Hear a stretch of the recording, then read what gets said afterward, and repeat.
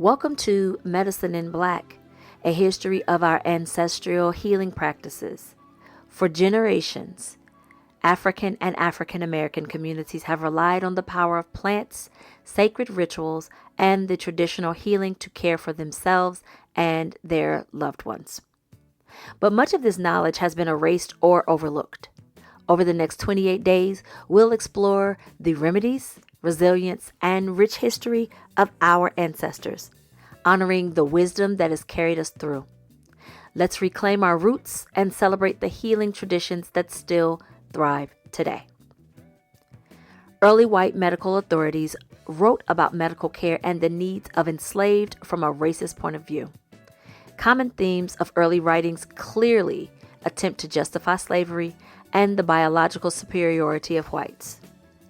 Early white medical authorities identified special diseases such as black vomit, rascality, dirt eating, and drapetomania, which they believed to be common to the enslaved.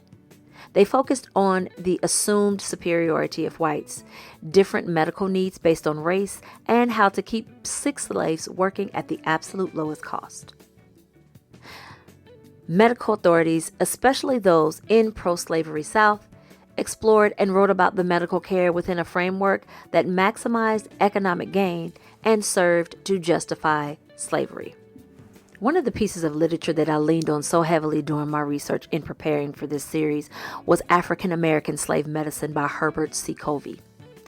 It is an in-depth exploration of the medical knowledge and healing practices of enslaved African Americans.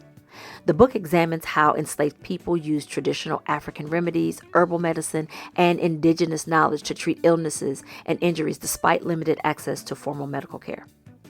Covey delves into the role of enslaved healers, midwives, and herbalists who played a crucial part in their community's survival.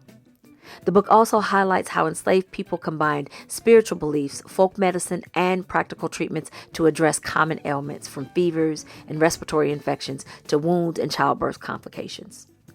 Additionally, Covey discusses the restrictions placed on enslaved individuals regarding medical care, including laws that criminalized their healing practices.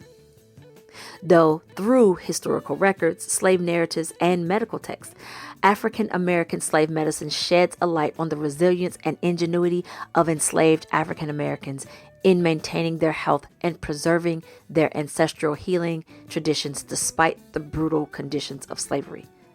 I hope you'll join me for this series so that you can learn how important your health truly is and how our ancestors fought to preserve our health and our communities as well as our traditions.